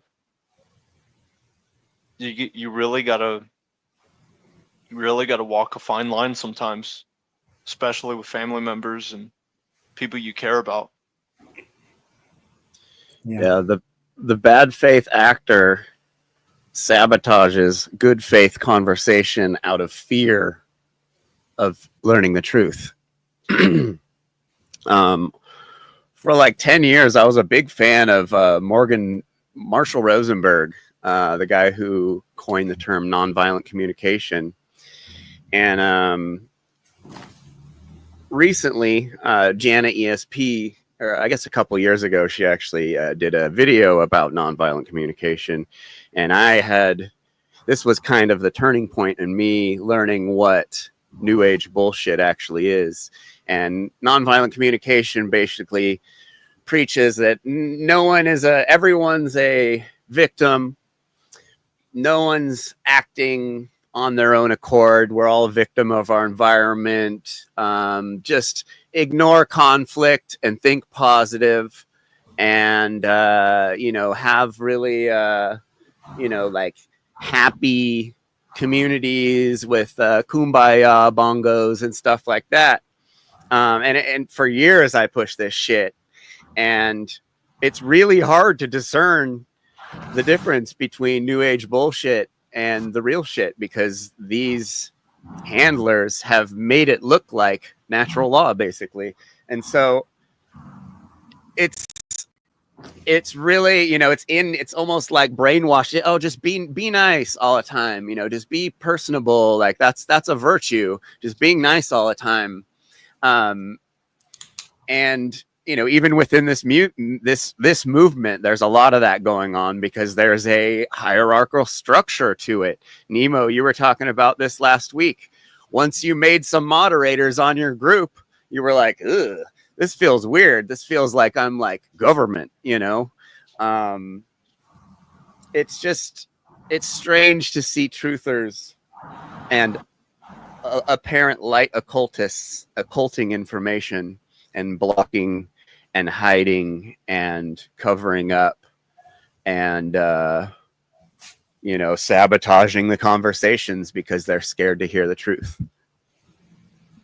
But do it. It's like going back to like you were mentioning the walking the fine line, Adrian. Like it's like on one hand we have objectivity, and on one hand we have compassion. So it's like that's sort of like the line. So like with going back to the NVC thing, an important point kind of that Jana brought up is that a better way to go about nonviolent communication or trying to frame our communication to not offend people and to be compassionate towards people. We call it compassionate communication because nonviolent, implying that words can be violent because they hurt feelings, that's moral relativism. And I think that's the danger of all of this, all of our social interactions. It's like balancing out how do we stay objective, but how do we also be compassionate for those who we feel deserve compassion. But yeah, just a note about the NVC thing. Yeah, it's like a balance of brain hemispheres almost. Like you know you're right, or maybe you're wrong and you're trying to understand things. And it's like a soft skill type thing too. You really gotta just study the situation that you're in. Yeah. Yeah, definitely. Adrian, your head seems like it's really in the right place. I'm just experimenting, man. Yeah, there's another young guy running around the natural law movement, comes to my show every once in a while and tells us how he knows everything. Right. So it's refreshing to see someone who's open. Usually, I'll be honest. I mean, like, I have my moments where I'm just like thick-headed and I think I'm right, and I just have to test this idea in this moment right now just to see what happens. Just cause. But no, it is a valuable thing to have an open mind, and I know that having an open mind opens opportunities for you, and sayings like your mind is like a parachute and it only works if it's open, you know. I'm inspired by that kind of thing, so yeah. Yeah, dude. When I was 22, I was a rock star in Hollywood, being an utter psychopath. Right. No, it's like I go crazy sometimes because I'm young. I gotta experiment. I gotta do things. Yeah, I can't You're supposed to engage in high risk behavior when you're in your 20s. Sounds weird, but you're supposed to do that stuff and you're supposed to, meet your shadow usually around in your 20s too. You're supposed to like really get into the worst that you could be, and during this age, because if you don't, you tend to do it later in life and it causes way more harm to the world. Basically, you're supposed to be a little shit when you're young. So don't try and totally be a goody two shoes, but you're supposed to be engaging in some shit right now, or else it kind of messes you up.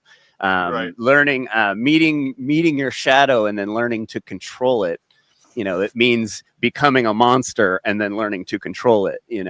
So don't get too far ahead of yourself. At least understanding your capacity to be a monster, I would say. Not necessarily, you don't have to go act it out, but understanding it's within you, basically, I think is key. Yes. I think what drives me is just I have little ones looking up to me, and like people I care about. Ooh, okay, yeah. There was a point where I was like very soft. What Mark says, Soft. I was soft. Yeah, I was soft, man. I admit it, and I didn't want to be that way, and I'm experimenting with it, and I'm embracing that that yang kind of dark triad shadow self as much as possible now, so I can understand it. Yeah. Gotta get rid of that new age grin. It reminds me of there's a Grandmaster Flash tune, or Grandmaster Melly Mal or whatever, and it goes step, step, step, step, step off because you know that you're soft and you want to get off or something. I can't remember exactly. If anyone remembers that one. Yeah, it's got a good tune actually. Anyway, so I just discovered a whole bunch of notes because I actually wrote loads in the description of this video. Obviously, we've gone for 140, so I was sort of like I'm kind of rounding it up.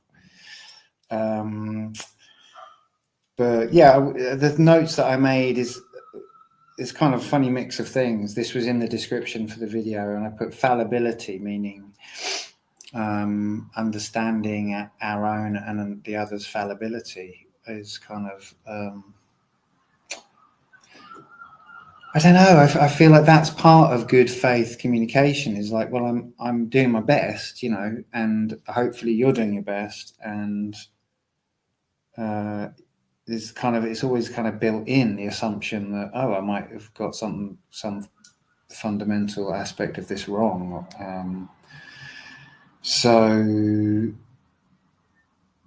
But, you know, and especially in this field, this area of natural law, it's like because there's so many questions. There's so many difficult questions, and it's not like we have to focus on the difficult questions and like, oh, how many angels can dance on the head of a pin and all of that kind of thing, which I don't know if that means anything to anyone.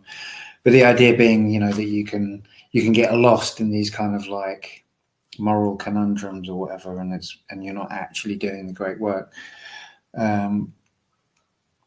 But yeah, so that was the thing about fallibility, is just being kind of aware of that.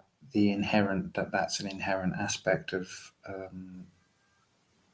human beings. Kind of obvious. And this thing about untruths, about truth and and a claim of untruth, or a claim that an untruth has been spoken. It's kind of like, it's quite a big claim, and it shouldn't just be thrown around. I would say this is another one of these kind of soft.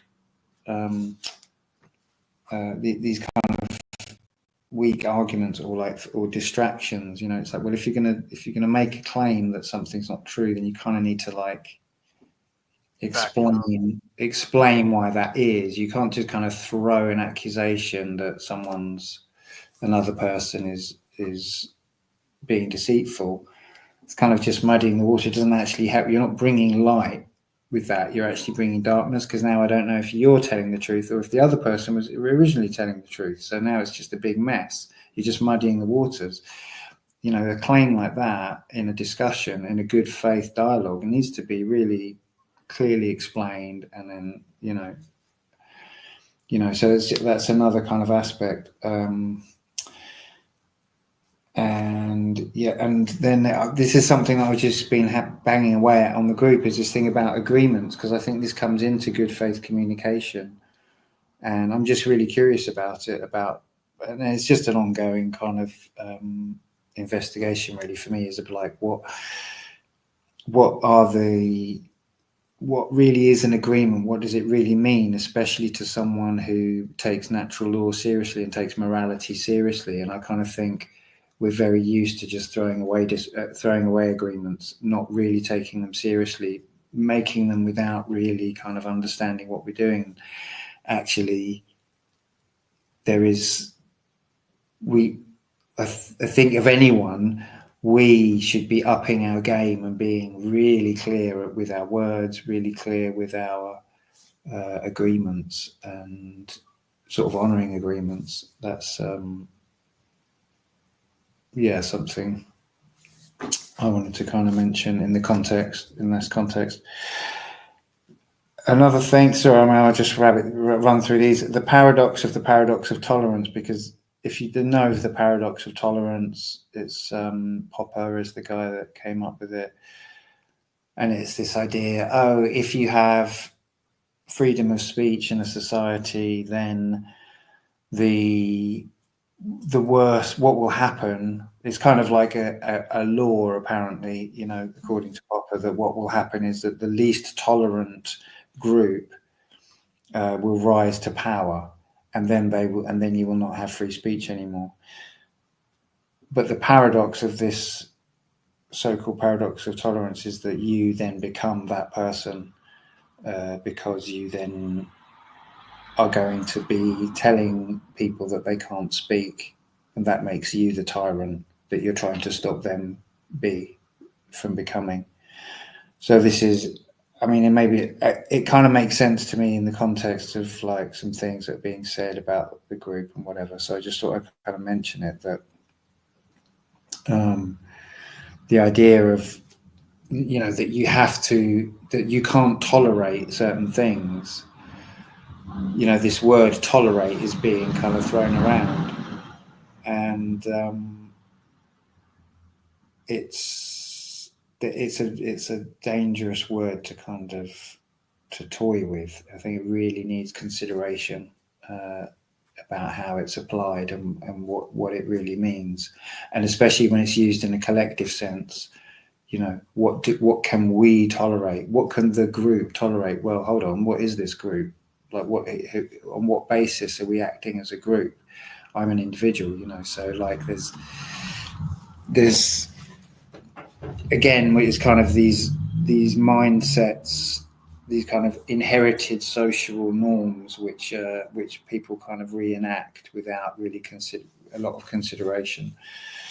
So same thing with ad hominems, which I've talked about, but I just kind of want to hammer it home that, like, basically, if you're talking to me and you use an ad hominem, you're wasting my time, you know, and it's not okay. It's not acceptable. It's not acceptable. It's not good faith communication. And if I tell someone you're using an ad hominem, and then they come back with more ad hominems, then I just go, well, you don't even seem to know what this means. Then that's really like difficult for me, because what do I have to do? How far back in like rational dialogue do I have to go to start with it, you know? So please understand ad hominems. Ad hominem, and if you say, another thing that I've heard is this idea that you can start a conversation with an ad hominem, and that you can't. Yeah, it's actually not. I don't think. You know, my conception of an ad hominem is it's a distraction from the point. That's what makes it an ad hominem. Because if someone comes up to me and says, I really don't like the way you do such and such thing, that's not an ad hominem. That's a claim, you know, or a position, something, you know, a point to be made or argued against or whatever. You know, if I then say to them, well, you would say that, you're always criticizing me. Now that's an ad hominem, right? Because I'm not talking about the criticism that they made. I'm attacking them for their character. But that's not good faith. Right? It might seem that I'm doing the same thing, but they actually came to me of their own volition because they cared enough that they wanted to convey something to me. So that is the beginning of the ideally good faith dialogue. Is they are coming to me with this bit of information and a desire to convey it, and that I can understand it. So in good faith, if I can say. I've considered this, you're wrong, and goodbye. That's one way. Or if I say, you would say that, or whatever, all these infinite ways that I can, you know, get into analyzing why they're saying it to me. And, oh, they should be, well, you're older than I am. Well, I can't believe you're saying this, or blah, blah, whatever it is. You know, like, there's all these ways that people seem to think that they're being clever or making a clever point, and actually it's just a long-winded ad hominem, i.e. they're not addressing the point you're making. They're just finding a roundabout way of attacking you as a person in order to so that they don't have to address the point. That's not good faith, and it's not acceptable. And in this community, if it is a community, if it is a movement, That's got to stop. We can't be doing that. It's literal kindergarten stuff, you know. So yeah, I really wanted to sort of bang on about ad hominems for a minute, because it's not good enough, you know. And I've got a couple more points. I just wanted to clear up. The ad hominem is where you're trying to invalidate someone's position by doing like a character assassination. Yeah. So if someone's saying, well, you're always criticizing me, I'm not sure, like in that particular case, if it's like they're trying to invalidate your argument just because you're criticizing them. I think they're just bringing up like, well, I don't like that you're always criticizing me. You're criticizing me again and again and again and again, and they don't like that. Versus, I think it's more of a non sequitur. So a non sequitur is like bringing up something else unrelated when you're talking about something like someone did something.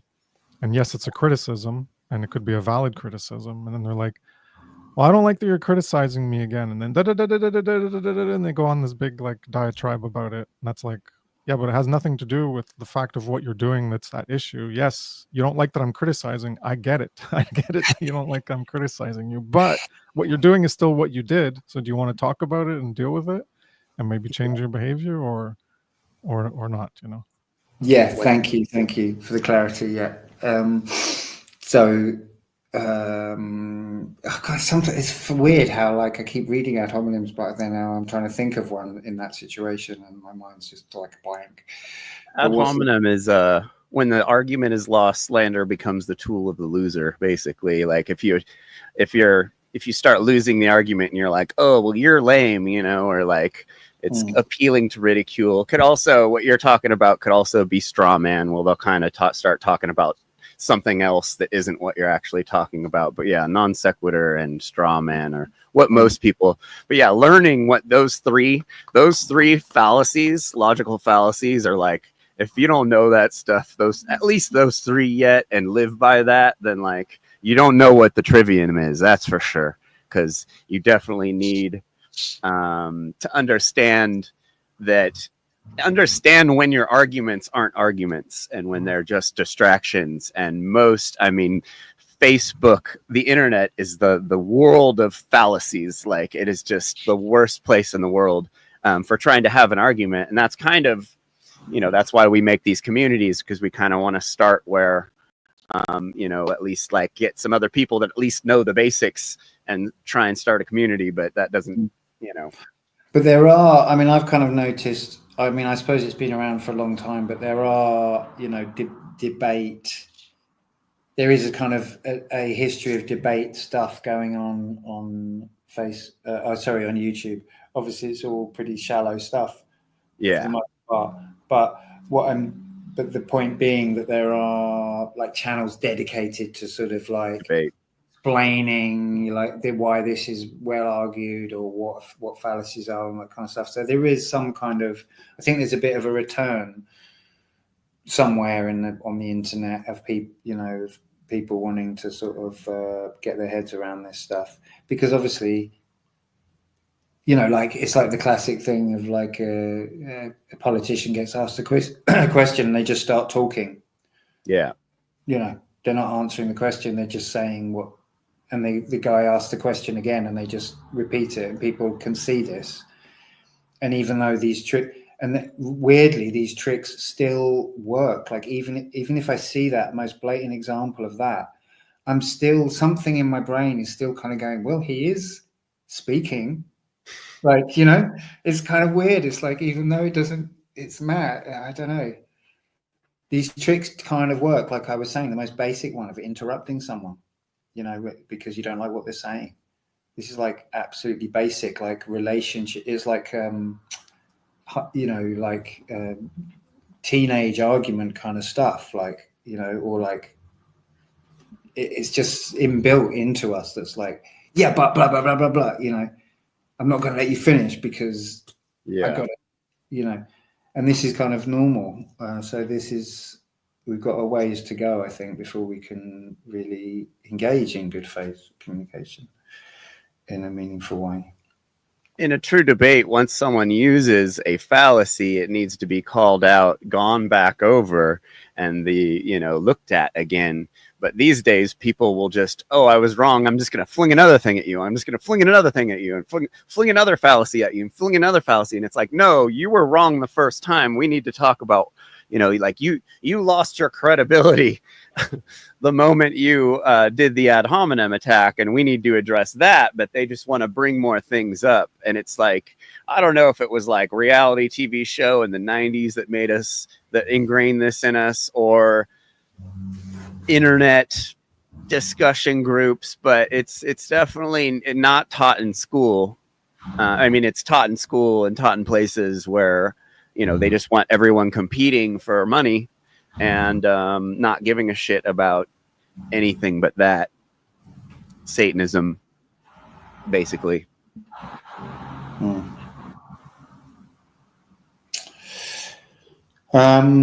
So yeah, my couple of other last notes was about community and authority, and how, like, just what I said, just to touch on it again about the authority thing, like it being appealed to as the authority of a group, the father or figure or whatever it is, the guy that can wield power in a group. It's just, there's just an irony of it, of like, well, what you want me to be you want me to wield authority, but you want community. It's like having an anarchist president. It's not very anarchist. Yeah, exactly. So that's something that's come up for me this week. And then just the thing of humility before truth is what we really, that's the aim, right? That's the aim, I'd say, of good faith dialogue. Is that we're kind of saying to the other person, yeah, I'm sincere. I want to know. Yeah, I want to know what's real here. I'm not interested in trying to one up over you. I want to get to the bottom of this. And that takes humility. Having a constructive kind of talk with another person is like the key for this good faith dialogue, is the idea that I have in my head. Because these petty things, if people are doing ad hominems and strawmans, that's kind of weak. That's weakness. Like, why would you need to go there? And if you're really trying to build something, why not just experiment, but like in an open kind of way?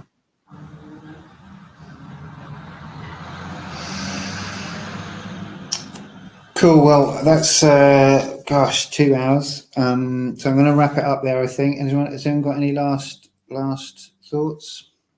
Last comments? Not really. Me and Allie shows this Sunday. If anybody wants to follow us.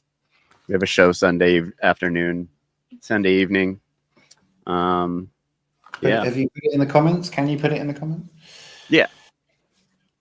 Cool. Anything else for you guys, Chris, Adrian? I thought it was cool just listening to y'all, just picking your minds. Keep up the good work, Adrian. Thanks. I can mention that when you're talking about tolerance as a paradox, in reality, there are no paradoxes or contradictions. Paradoxes or contradictions are only descriptions given by humans who don't understand something properly. So their perception of something is that it's a paradox or a contradiction, but those don't exist in reality. So that person, I think one of the reasons they had the paradox was because one of the other sides you mentioned was the tolerance will lead to the least tolerant gaining control. But this is all in ignorance of how to apply tolerance within the framework of objective morality or natural law. Because if you're tolerant to things, then you're going to tolerate people to say whatever they want. They have the freedom on their own platform or whatever to speak their mind and say things even if they're wrong. Then they're wrong, and it's up to other people to verify their claims, and they could accept them, and then they would believe in them, and they would have a belief, and it wouldn't be truth.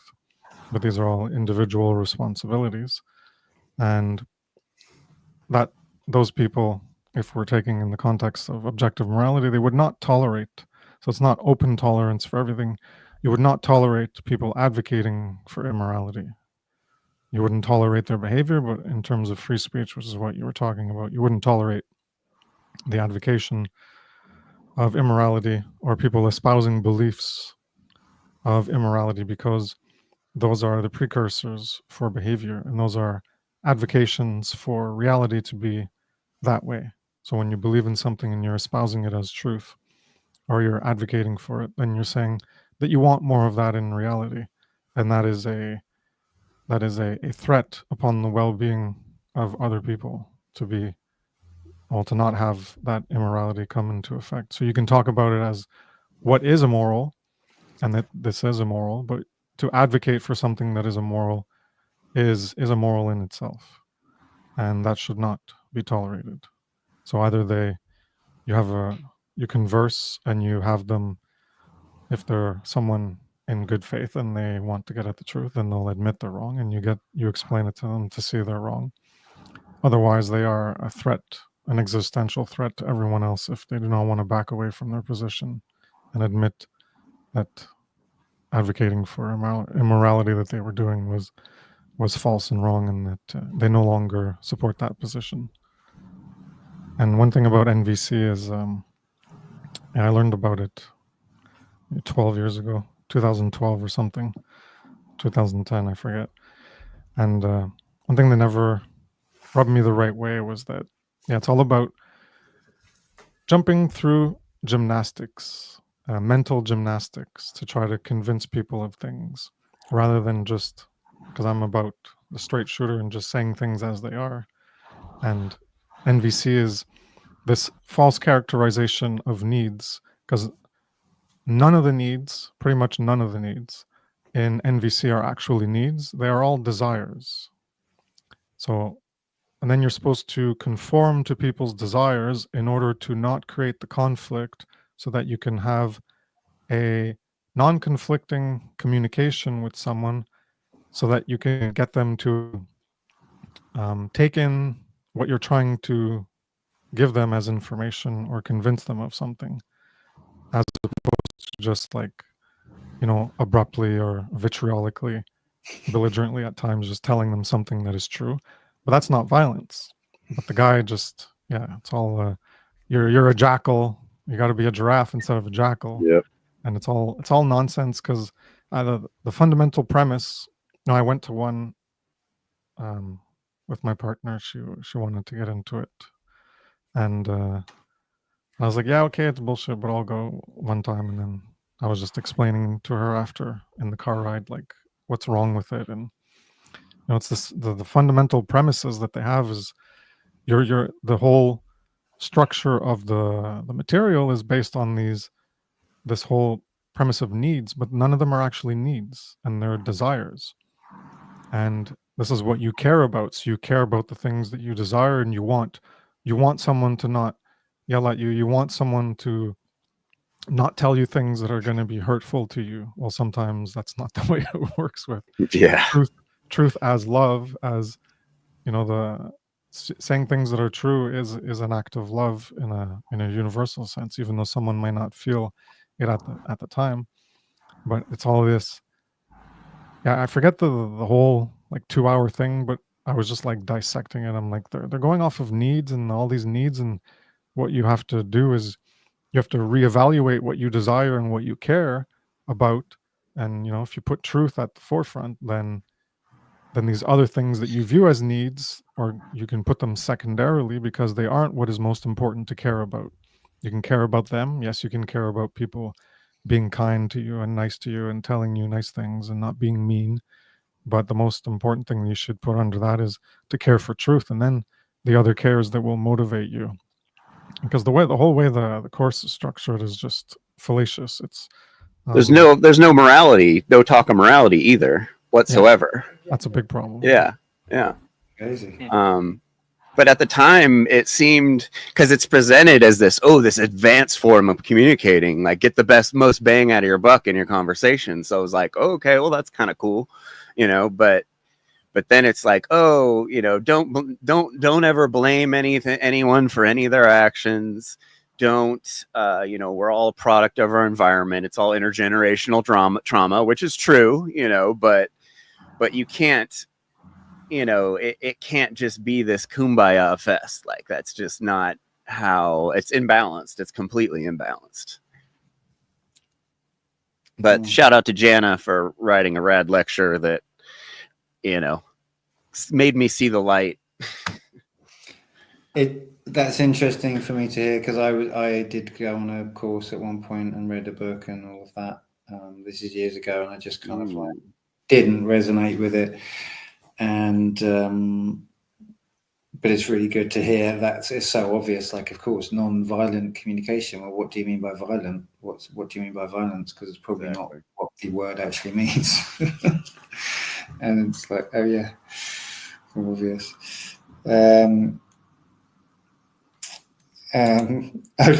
Tommy, leaving the group without saying anything wasn't lost in meaning. Yeah, but Tommy, you left. You did kind of explain why you left, because you were, you wanted to concentrate on your own work, which is fine. I feel like you did. But and also we've chatted since then. Anyway, good to hear you, Tommy. Glad you're enjoying the show. Okay, so thanks everyone. Just before we go, I wanted to just give a quick shout out and plug to this event, which is on. I have to go here to do it. So this is a festival. It's the very first online Truth and Freedom Music Festival, inspiring creativity and care to right action. Is that coming up on the thing? Yeah. Because I need to scroll through it. So this is on Labor Day weekend, which is actually, it says September, but it's actually, I think, the end of August, last weekend of August. It's online, and an evolutionary online music festival. So obviously this is a thing that's close to my heart, the idea that you can convey something of the truth through music. Whether you really can or not, I just don't really know. It's something I've kind of tried to do it more. My songs have become more and more like lectures. Are you performing at this event, Nemo? I'm not doing this one, no. But why not? I don't know, but it's a few. There's a few guys. These are the people that are playing. Theo's playing, huh?